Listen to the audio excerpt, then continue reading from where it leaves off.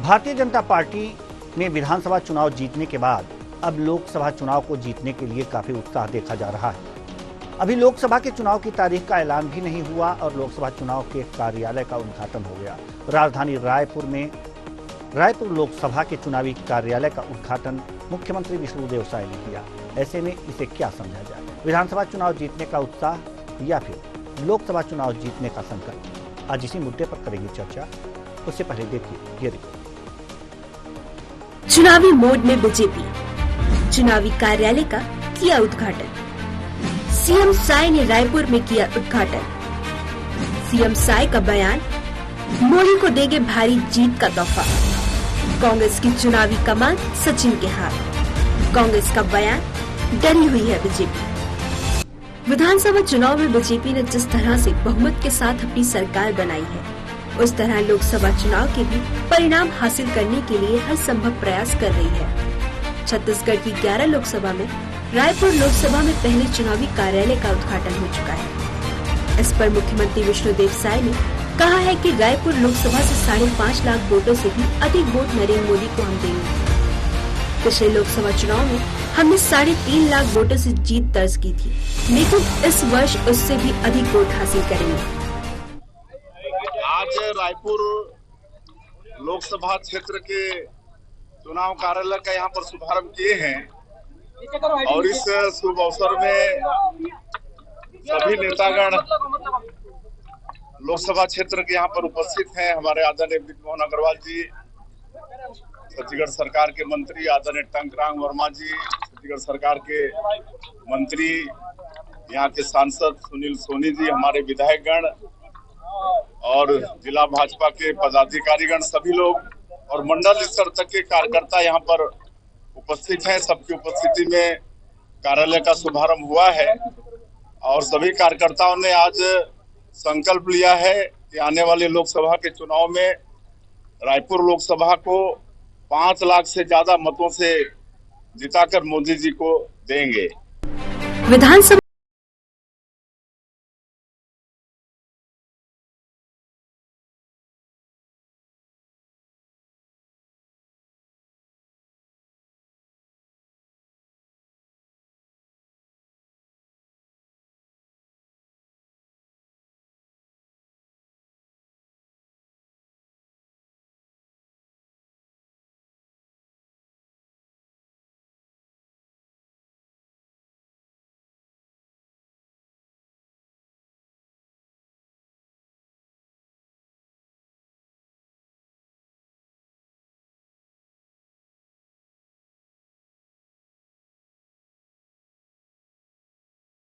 देखिए, भारतीय जनता पार्टी की सरकार है, अभी जनता ने उनको बहुमत दिया, उनको तो डरना नहीं चाहिए। भय किस बात का है?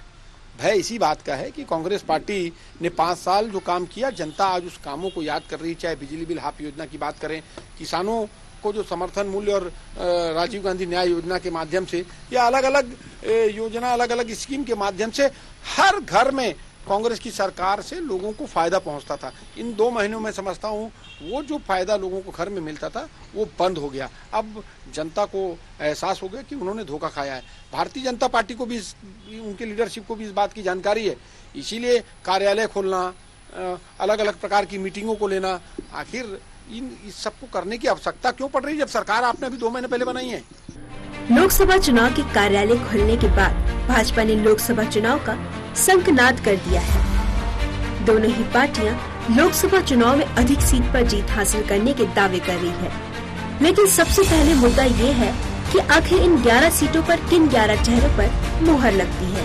वह कौन से चेहरे होंगे जो लोकसभा चुनाव में अपनी पार्टियों को जीत हासिल करवाएंगे? Doctor Sanjay Shekhar, state head 6। तो विजय का जज्बा, चुनाव एक कदम दूर है और तैयारी भरपूर है। विधानसभा जीतने के बाद जो लोकसभा की अगर जो बात किया जाए तो लोकसभा की तैयारी जोरों पर है छत्तीसगढ़ में बीजेपी की, और इसी तैयारी के मद्देनजर रायपुर लोकसभा के लिए चुनावी कार्यालय का उद्घाटन सीएम साय ने किया। ये कितना उमंग भरा है, उत्साह भरा है, या फिर एक विजय की संकल्प को लेकर के इस तरह से उत्साह है बीजेपी में। आज इसी मुद्दे पर हम चर्चा करेंगे और चर्चा के लिए हमारे साथ जो मेहमान जुड़े हुए हैं उनसे आपका परिचय करा दें। वासु शर्मा बीजेपी प्रवक्ता, श्रुति शुक्ला कांग्रेस प्रवक्ता, डॉक्टर संजय शेखर वरिष्ठ पत्रकार, तीनों मेहमानों का बहुत बहुत स्वागत है हमारे इस कार्यक्रम में। चर्चा की शुरुआत करेंगे हम वासु शर्मा बीजेपी प्रवक्ता आपसे। चुनावी कार्यालय का उद्घाटन हुआ है, बधाई हो आपको, इसकी शुभकामनाएं। यहां से आप चुनाव जीतें इसके लिए, लेकिन आपको नहीं लगता कि बहुत जल्दबाजी हो गई? अभी तो चुनाव की घोषणा भी नहीं हुई, लेकिन अभी से चुनाव कार्यालय खोल दिया गया, चुनाव से संबंधित सारे जो है अब कार्यक्रम वहां से संचालित होंगे। क्या लगता है आपको? पहले तो न्यूज आवर के सभी दर्शकों को नमस्कार, सभी पैनलिस्ट साथी बैठे उनको मेरा नमस्कार। देखिए, चुनाव कार्यालय की जहां तक बात है, आज भारतीय जनता पार्टी छत्तीसगढ़ ने 3 लोकसभा कार्यालयों का उद्घाटन किया। निश्चित तौर पे चुनाव गतिविधियां वहां से संचालित होंगी, लेकिन हमारा जो पार्टी का है, पार्टी कमल के छाप से चुनाव लड़ती है। प्रत्याशी कोई भी हो, कमल का छाप हमारा प्रत्याशी है, उसके लिए कार्यकर्ता आज से चुनाव मैदान में उतर चुके हैं। और हमारी बात करें, हमारी तैयारी की बात करें, तो हम चुनाव जीतने के बाद बैठने वाली पार्टी नहीं है, हम 24 घंटा काम करने वाली पार्टी है। आप चुनाव के बाद देखेंगे हमारे प्रभारी होम माथुर जी लगातार छत्तीसगढ़ के दौरे पे आ रहे हैं और वो लगातार लोकसभा के लिए मीटिंग ले रहे हैं। हमारे क्लस्टर प्रभारी बन गए, क्लस्टर प्रभारी की मीटिंग हो गई, विधायकों की मीटिंग हो गई, सांसदों की मीटिंग हो गई, पदाधिकारियों की मीटिंग हो गई, संभागवार सम्मेलन भी हो गया। और निश्चित तौर पे और देखिएगा, हमारे युवा मोर्चों का कार्यक्रम हो गया, अब महिला मोर्चे का कार्यक्रम लखपति जी भी आगे आने वाले समय में आपको दिखेगा, वो भी कार्यक्रम होने वाला है। तो हमारी तैयारी पूरी है, हमारे पूर्ण विश्वास है, क्योंकि मोदी की गारंटी को जनता ने माना है, मोदी की गारंटी को जनता ने माना है। इसका असर आप देख चुके हो विधानसभा चुनाव में, हम पूर्ण बहुमत के साथ सरकार में है। तो निश्चित तौर पर मुझे लगता है कि इस बार 11 की 11, पिछले बार हम 15 सीट पे थे, उसके बाद 4 महीने के चुनाव के 4 महीने के बाद चुनाव हुआ तो 9 सीट जनता ने दी। और इस बार तो भारतीय जनता पार्टी की पूर्ण बहुमत सरकार से निश्चित रूप से मोदी जी को प्रधानमंत्री बनाने के लिए छत्तीसगढ़ की जनता 11 की 11 सीट भारतीय जनता पार्टी को इस बार दी। चलिए ठीक है, ये उत्साह है, लेकिन कांग्रेस किस रूप में देख रही है? श्रुति शुक्ला जी, आपसे जानना चाहेंगे, क्योंकि रायपुर में चुनावी कार्यालय का उद्घाटन हो गया है, सीएम ने किया है, किस रूप में देख रही है कांग्रेस इसे? जी, सबसे पहले तो आप सभी को मेरा जय जोहार। और मैं हमारे साथ जुड़े हैं हमारे बीजेपी के प्रवक्ता हमारे भाई वासु शर्मा जी। मैं आपको एक बात कहना चाहूंगी कांग्रेस के प्रवक्ता होने के नाते कि देखिए, कहीं ना कहीं देवेंद्र जी, मैं आपको भी ये बात कहना चाहूंगी कि आप एक चीज देखिए कि कहीं ना कहीं मुझे लगता है कि भारतीय जनता पार्टी का ये इतने जल्दी रायपुर लोकसभा में चुनावी कार्यालय खोलना, या तो ये इनका अति उत्साह है या तो फिर इनका ये डर है। ये डर है, और ये अति उत्साह किस चीज का है और डर किस चीज का है, ये भी मैं आपको बता देती हूँ। अति उत्साह ये इस चीज का है कि ये सोच रहे हैं कि ये छत्तीसगढ़ में विधानसभा चुनाव जीत गए हैं, तो ये उसी तरीके से लोकसभा चुनाव में भी छत्तीसगढ़ में 11 की 11 सीटें हासिल कर लेंगे। और डर इनको इस बात का है कि छत्तीसगढ़ में सरकार बनाने के बाद आज इन्हें 2 महीना हो गया है, इनकी सरकार बने 2 महीना हो गया है, लेकिन इनकी योजनाओं पे, इनके जो वादे थे, इनके जो घोषणा पत्र थे, उन पर कोई भी वादे अभी मुकम्मल नहीं हुए हैं, उनमें कोई भी कार्य अभी पूर्ण नहीं हुए हैं। मैं आपको आप देख लीजिए कि महतारी बंधन योजना में विवाहित महिलाओं को जो राशि देने की बात हुई थी, उसमें कोई कार्य नहीं हुआ है। 500 रुपए में सिलेंडर देने की जो बात हुई थी, उसमें कोई कार्य नहीं हुआ है। 31 रुपए किसानों को जो प्रति क्विंटल एक मुश्त देने की बात हुई थी, उसमें अभी तक कोई कार्य नहीं हुआ है। तो आप इस प्रकार से अगर उठा के देखेंगे जमीनी स्तर पे, तो हकीकत आप ये पाएंगे कि भारतीय जनता पार्टी कहीं ना कहीं एक तरफ तो बहुत अति उत्साहित है लोकसभा विधानसभा चुनाव जीतने के बाद, और कहीं ना कहीं ये एक डर में भी है कि किस तरह इन्होंने अपने वादे पर कार्य नहीं किया है और जनता इन्हें सबक सिखा सकती है। तो ये बहुत हड़बड़ी में है, उनके बीच में बहुत सुगबुगाहट है कि किस तरह से हम बहुत जल्दबाजी करके जनता के बीच फिर से उन्हें अपनी बातों पे भटकाने का प्रयास करें। बिल्कुल डर है, ऐसा कहना है श्रुति शुक्ला जी का। हम वासु शर्मा जी, आप इसका जवाब तैयार रखिएगा।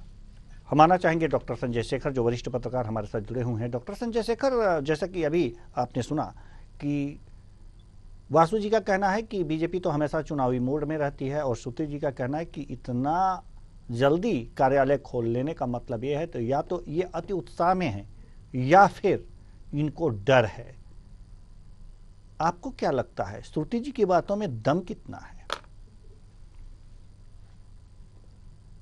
देखिए, अगर कांग्रेस को ये बात नहीं समझ में आ रही है या नहीं समझ में आती है तो उसको कुछ किया नहीं जा सकता, वो उनकी अपनी स्वतंत्रता है। लेकिन दुनिया के तमाम लोगों को मालूम है कि भारतीय जनता पार्टी एक चुनाव जीतने के तत्काल बाद से दूसरे चुनाव की तैयारी शुरू कर देती है, और ये आज नहीं है, ये बरसों से है।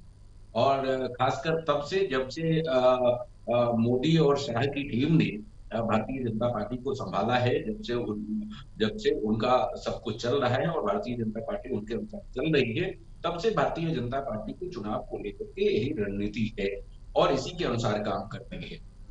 विधानसभा चुनाव छत्तीसगढ़ में जीत हुई, उसके अगले दिन से ही भारतीय जनता पार्टी के तमाम कार्यकर्ता, तमाम नेता, यहाँ के प्रभारी सब लोग लोकसभा चुनाव की तैयारी में थे।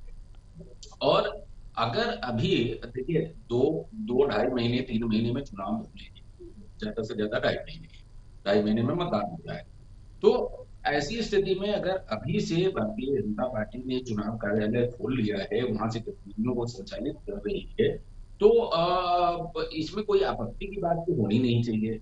या ये भारतीय जनता पार्टी की डर बता रहा है ऐसा कहना या अति उत्साह है ये कहना, मुझे लगता है कि सच्चाई से मुंह मोड़ने जैसा है। सच्चाई को स्वीकार करना चाहिए कांग्रेस पार्टी को, और कांग्रेस पार्टी को सच्चाई को स्वीकार करते हुए सामने जो प्रतिद्वंदी है उसका मुकाबला उसी अंदाज में, उसी तरीके से, उसी तैयारी से, उसी अस्त्र शस्त्र से, राजनीतिक अस्त्र शस्त्र की मैं बात कर रहा हूँ, और उसका मुकाबला किया जाना चाहिए।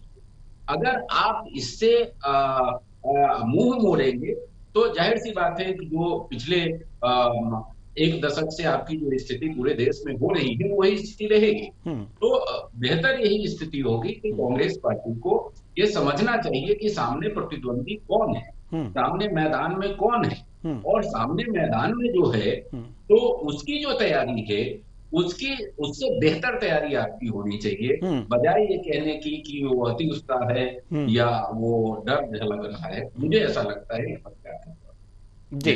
श्रुति शुक्ला जी, डॉक्टर संजय शेखर की सलाह आपको कितनी अच्छी लगी? जी संजय जी, आप वरिष्ठ पत्रकार हैं, कहीं ना कहीं आप बोल रहे हैं, मैं आपकी बात से सहमत हूँ। बिल्कुल भारतीय जनता पार्टी से सामने प्रत्याशी कौन होता है हमें उसकी तैयारी करनी चाहिए और उन स्तर पे हमें तैयारी करनी चाहिए। लेकिन कहीं ना कहीं आपको नहीं लगता वरिष्ठ पत्रकार होने के नाते कि भारतीय जनता पार्टी जितनी जल्दी चुनाव जीतने की करती है, जितनी तैयारी चुनाव के लिए करती है और जितनी तैयारी है सत्ता में बैठने के लिए, कुर्सी पाने के लिए करती है, उतनी ही हड़बड़ाहट ये जनता की योजनाओं के लिए करे, जनहितैषी योजनाओं के लिए करे। इन्होंने जो वादे करके छत्तीसगढ़ में सरकार बनाई है, जिस सिंहासन पर ये बैठे हैं, उन वादों को भी पूरा करने की जिम्मेदारी भारतीय जनता पार्टी की छत्तीसगढ़ की बनती है कि नहीं, आप मुझे बताइए। इतनी जल्दबाजी में चुनाव जीतने की है, सिंहासन में बैठने की है, तो कहीं ना कहीं इनकी जिम्मेदारी जनता के जनहितैषी वादों को पूरा करने की भी तो बनती है। बस मैं इतना ही कहना चाहती हूँ।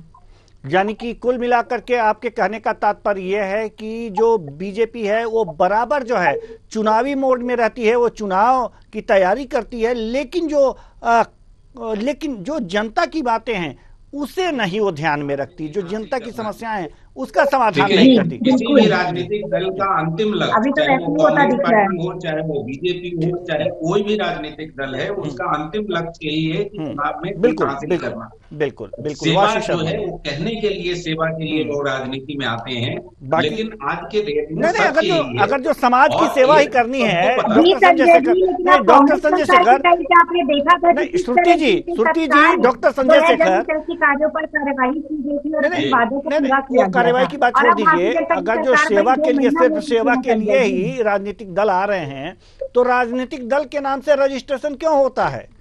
पार्टियों का सामाजिक संगठन के रूप में हो जाए। क्या आप नहीं चाहती कि हम लोगों की सेवा करें और सत्ता में आ जाएं?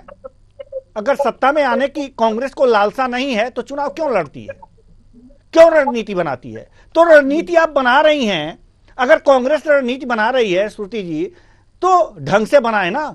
जिस तरह से ये लोग चुनावी मोड में है, आप भी रहिए।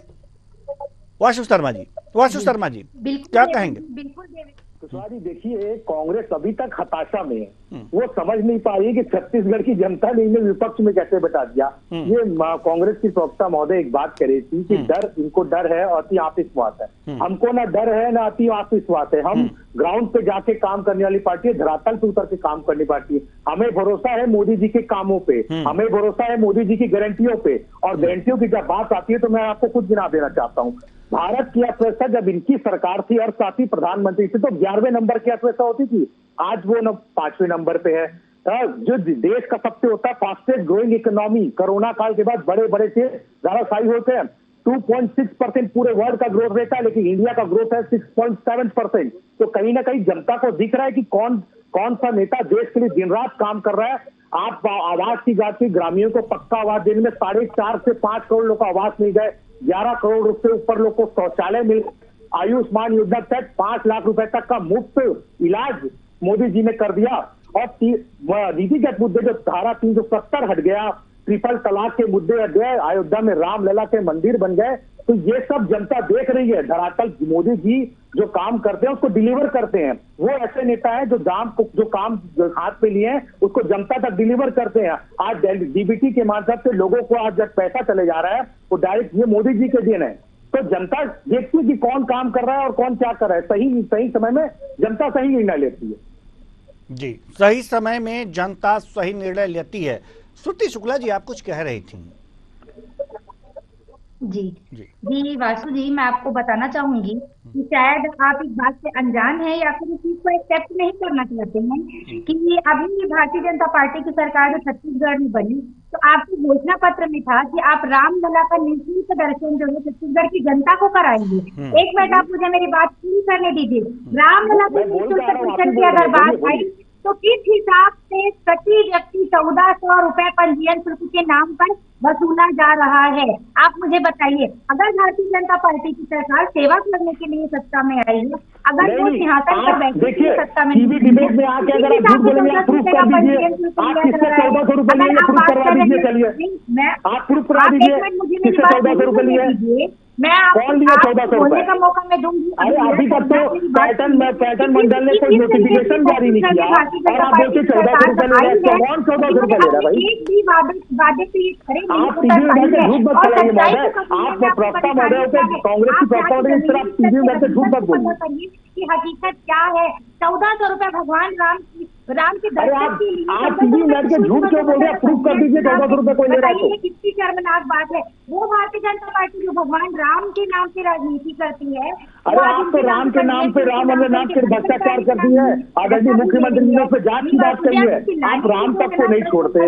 रामलला के दर्शन जब निमंत्रण मिलता है उसको आप स्वीकार कर देते हैं। तो आप राम की बात नहीं करिए तो ठीक होगा। मोदी जी ने ये किया वो क्या। आज आप भारत की अर्थव्यवस्था को उठाकर देखिए कि भारत का युवा कितना बेरोजगार है, भारत में महिलाओं के साथ कितने अत्याचार है। आप उठाकर देखिए कि 10 साल में 9 साल में आपको ऐसा क्या परिवर्तन भारत में दिखा। सिर्फ और सिर्फ हिंदू और मुस्लिम करके लोगों को बरगलाने का प्रयास किया जा रहा है। और अगर राम मंदिर की बात श्रुति जी हम आपसे जानना चाहेंगे, एक बात हम आपसे जानना चाहेंगे श्रुति जी। क्या बोल रहे हो? नहीं श्रुति जी, एक बात हम आपसे जानना चाह रहे हैं कि ये 1400 रुपए वाली बात हमारे भी समझ में आई नहीं।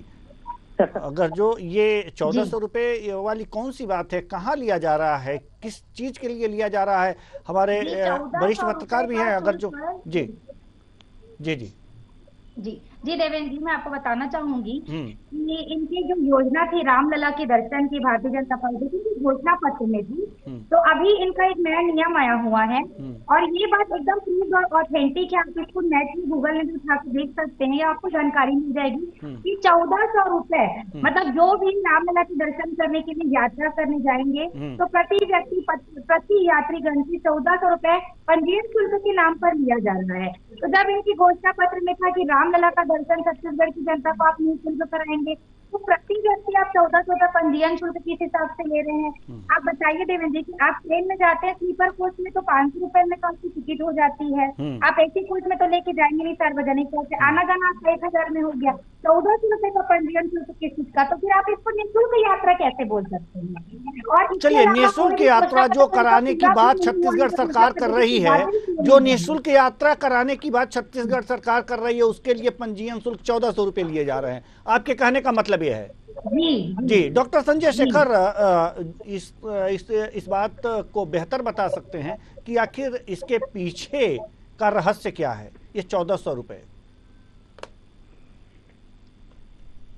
देखिए, मेरी जानकारी में शासन की तरफ से जो यात्रा कराई जा रही है उसमें कोई शुल्क नहीं लिया जा रहा है, लेकिन कुछ जानकारी इस तरह से मेरे पास भी आई थी कि ये जो यात्रा कराई जा रही है इसके लिए भारतीय जनता पार्टी, आरएसएस, उसके जो विंग है वो अलग अलग मंडल स्तर से लोगों को कलेक्ट कर रहे हैं और मंडल स्तर से जो लोगों को 10-10 लोगों का टारगेट रखा गया है हर एक मंडल से। तो जो मंडल से 10 लोगों को कलेक्ट किया जा रहा है उनसे कुछ शुल्क मंडल स्तर पर लेने की बात मेरी भी जानकारी में आई थी, लेकिन जहां तक शासन का प्रश्न है, शासन की तरफ से इसके लिए कोई शुल्क नहीं लिया जा रहा है। और एक दो जगह जब ये जानकारी इस तरह से आई थी तो हम लोगों ने भारतीय जनता पार्टी के नेताओं से इसके संदर्भ में पूछा था, तो उन्होंने डिनाई किया था कि नहीं, इस तरह से कोई बात नहीं है। लेकिन श्रुति जी जो कह रही है, ऐसी एक सूचना मुझ तक भी पहुंची थी, इस बात से इनकार नहीं किया जा सकता। लेकिन शासन के स्तर पर किसी भी व्यक्ति से, किसी भी जो श्रद्धालु जाने वाले हैं रामलला का दर्शन करने के लिए, या रामलला दर्शन योजना जो है, जो पर्यटन विभाग के माध्यम से संचालित हो रही है, उसमें किसी भी शुल्क लेने की कोई बात शासन स्तर पे नहीं। चलिए, तो श्रुति शुक्ला जी, ये आप तो समझ ही गई होंगी कि ये बात कैसे आई और कहाँ से आई। शासन स्तर पर शायद कोई शुल्क नहीं लिया जा रहा है। वासी शर्मा जी, हम आपके पास आना चाह रहे हैं कि जिस तरह की तैयारी बीजेपी कर रही है, एक तरह से आरोप भी लगे हैं, जैसा कि श्रुति शुक्ला जी ने शुरू में ही आरोप लगाया है कि आप लोग सिर्फ चुनाव देखते हैं, जनता की समस्याओं को दरकिनार कर देते हैं। चलिए कुशवाहा जी, बहुत अच्छा सवाल आपने भी पूछा, हमारी बहन ने भी सवाल उठाया तो मैं उसका जवाब देता हूँ सिलसिले बात। देखिए, जब छत्तीसगढ़ में भारतीय जनता पार्टी की सरकार बनी तो नरेंद्र मोदी जी ने, आपको याद होगा, जगदलपुर में एक बात कही थी कि हम आते साथ पहली कैबिनेट मीटिंग में 18 लाख गरीबों को आवास देंगे, जो कांग्रेस की सरकार ने रोक कर रखा था। माननीय मुख्यमंत्री जी ने पहली कैबिनेट की मीटिंग में 18 लाख आवास देने के काम कर दिया। जो बकाया 2 साल का बोनस देने की बात कही गई कि इनके जन घोषणा पत्र में था, 5 साल तक कांग्रेस पार्टी ने दिया, लेकिन भारतीय जनता पार्टी ने आते साथ उसको दिया। सभी के किसानों के खाते में वो पैसा चला गया है। रामलला का दर्शन योजना हमारे मोदी की गारंटी भी था, निश्चित तौर पे आप वो भी आगे आपको दिखेगा, सब चालू हो जाएगा। तो हम जो है वो काम करने पर विश्वास रखते हैं। देखिए, धरातल की बात कीजिए, 134 लाख मैट्रिक टन से ऊपर धान की खरीद होती है, 130 लाख मैट्रिक टन का वो था, वो 134 लाख। और मुख्यमंत्री जी ने कहा है कि कोई किसान धान नहीं बेच पाया है तो हम तारीख आज बढ़ा देंगे और 150 लाख मैट्रिक टन धान खरीदी करेंगे, ये मुख्यमंत्री जी कह रहे हैं। तो मुझे लगता है कि जनता के हर मुद्दे जो जनता के धरातल पे हैं, तो भारतीय जनता पार्टी पूरा करते जा रही है। यहाँ मेरे को पता है कि कांग्रेस को पसंद, कांग्रेस का जो सवाल है वो कांग्रेस जो चुनावी फायदा लेने के लिए बोल रही है, लेकिन जनता को सब पता है कि कौन सी पार्टी उनके लिए धरातल पे काम करती है और कौन सी पार्टी हवाई काम करती है। चलिए, सबको पता है। अब श्रुति जी जल्दी से जवाब दीजिए, समय बहुत कम है। चाहूंगी कि कहीं ना कहीं छत्तीसगढ़ की जनता को ये समझ आ चुका है कि उन्होंने शायद ही नहीं कहीं ना कहीं गलत ले दिया और आपके ऊपर जो भरोसा उन्होंने किया है। क्योंकि जो धान खरीदी के बारे में आपको बताना चाहूंगी कि 3100 रुपए जो एक मुश्त देने की बात की गई थी, वो अभी तक के तो एक मुश्त 3100 रुपए दिया नहीं गया है। क्योंकि मैं खुद किसान परिवार से, ग्रामीण क्षेत्र से बिलोंग करती हूँ, तो वो तो वो आपका एक वाला तो पूरा हुआ नहीं है, ना तो महतारी बंधन योजना का कोई आता पता है, ना। अरे माननीय मुख्यमंत्री जी ने कहा है स्पष्ट रूप से, जिस भी किसान को धान बिक गया उनको भी 3100 रुपए के हिसाब से पैसा मिलेगा। छत्तीसगढ़ के मुखिया होने के नाते इस बार को बार बार कह रहे हैं। किसानों के मुद्दे में, मजदूरों के मुद्दे में और जनहितैषी मुद्दों में कार्य करती थी और योजनाएं लेकर आती थी, और किस प्रकार से हम अपनी योजनाओं को अंतिम रूप तक लेके जाते थे और तुरंत उसमें एक्शन होता था। लेकिन आज भाजपा की सरकार बने 2 महीना हो चुका है, लेकिन कहीं कोई, अरे आप तो 4 किस्तों में देते थे, पैसा भूल गए क्या? आज जो जीएसटी के बाद 4 किस्तों में पैसा देते थे, हम एक मुश्त देंगे और एक साथ देंगे। आप देखिए तो बस, आप रुकिए तो थोड़ी दिन। मानना ही होगा क्या 2 महीना सरकार की बने हो गए है, लेकिन छत्तीसगढ़ में जो भारतीय जनता पार्टी की सरकार है वो एकदम कुंभकर्ण की नींद सो रही है।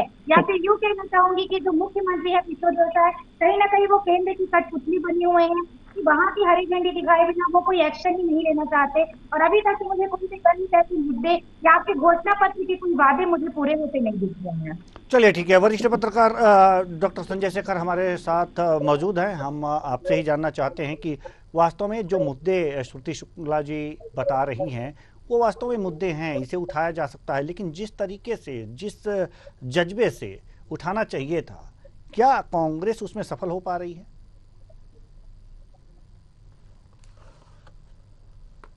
देखिए, एक बात आपको समझना पड़ेगा, चुनाव के दृष्टिकोण से, अगर लोकसभा चुनाव की तैयारियों के दृष्टिकोण से अगर हम बात करते हैं तो कांग्रेस पार्टी को, जैसा कि मैंने पहले आपको कहा, इस स्थिति को समझनी पड़ेगी, इस सच्चाई को समझना पड़ेगा कि उसके सामने चुनौती क्या है, उसके सामने प्रतिद्वंदी कौन है और जो प्रतिद्वंदी है वो कितनी तैयारी से सामने है। इसको समझना पड़ेगा, इस सच्चाई को स्वीकार करके और मुकाबला करना पड़ेगा उसी रणनीति के तहत। जहां तक अभी तमाम बातें हो रही थी कि छत्तीसगढ़ सरकार ने क्या किया सरकार बनने के बाद, लोगों के वायदे, देखिए कई महत्वपूर्ण वायदे तो सरकार ने पूरे कर दिए हैं। सरकार के साथ एक दिक्कत ये थी कि बजट नहीं था। पिछली सरकार अधिकांश बजट खर्च करके चली गई थी। अनुपूरक में जो वो कर सके वो उन्होंने किया है। अभी 5 तारीख से विधानसभा का बजट सत्र शुरू हो रहा है। आप देखिएगा वित्त मंत्री के भाषण में अधिकांश जो योजनाएं जो सीधे सीधे जनता को प्रभावित करेगी और जिससे भारतीय जनता पार्टी को वोट मिलना है लोकसभा में, वो सारे वायदे उसमें पूरे हो जाएंगे। आप इंतजार करिए केवल बजट का। भारतीय जनता पार्टी बड़ी रणनीति के साथ काम करती है और उसके रणनीति का ही हिस्सा है कि वो आम बजट में वो सारी चीजें लेकर के आ जाएंगे जिससे लोकसभा चुनाव में वो बड़ी दमदारी के साथ जाए और ये कह दे कि हमने मोदी की जो गारंटी आपको दी थी वो मोदी की गारंटी को हमने पूरा कर दिया और अब आप मोदी जी को फिर से तीसरी बार प्रधानमंत्री बना दीजिए। तो इसकी पूरी तैयारी भारतीय जनता पार्टी की है और बहन श्रुति शुक्ला है, वो भी देखेंगे कि 1 सप्ताह 10 दिन बाद ये चीजें भारतीय जनता पार्टी कर लेगी। तो कांग्रेस को इन चीजों को समझना पड़ेगा, भविष्य को देखना पड़ेगा और भविष्य को देख करके अपनी रणनीति को अंतिम रूप देना पड़ेगा। चलिए ठीक है, समय इजाजत नहीं देता कि हम इस चर्चा को और आगे बढ़ाएं। बहुत बहुत धन्यवाद तीनों मेहमानों को, आप आए और अपने अपने विचार साझा किए। तो कुल मिलाकर के देखा जा सकता है कि चुनावी शंखनाद हो चुका है, कार्यालय खुल चुके हैं, बीजेपी की तैयारी जोरों पर है, लेकिन वहीं पर कांग्रेस पिछड़ती हुई नजर आ रही है। कांग्रेस को चाहिए कि थोड़ा सा अपने चुनावी मैनेजमेंट पर ध्यान दे। हालांकि ये कहने से कि ये लोग सिर्फ चुनाव करते हैं और जनता की समस्याओं को ध्यान में नहीं रखते, तो जनता की समस्याओं का ध्यान तो आप रखते हो ना। तो जब आप रखते हैं तो जरा उसे ढंग से तो उठाइए कि जनता के समझ में भी जाए। आखिर इस तरह से क्यों हो रहा है? कांग्रेस सिर्फ आरोप प्रत्यारोप लगा रही है एक जगह बैठ करके, उसे भी अपनी पूरी तैयारी करनी चाहिए, तभी एक मजबूत विपक्ष सामने आएगा। और जब तक मजबूत विपक्ष सामने नहीं आएगा तब तक लोकतंत्र मजबूत नहीं होगा। इसलिए सिर्फ बातों से कुछ नहीं होता, करना भी पड़ता है। फिलहाल इस कार्यक्रम में इतना ही, मुझे दीजिए इजाजत, नमस्कार।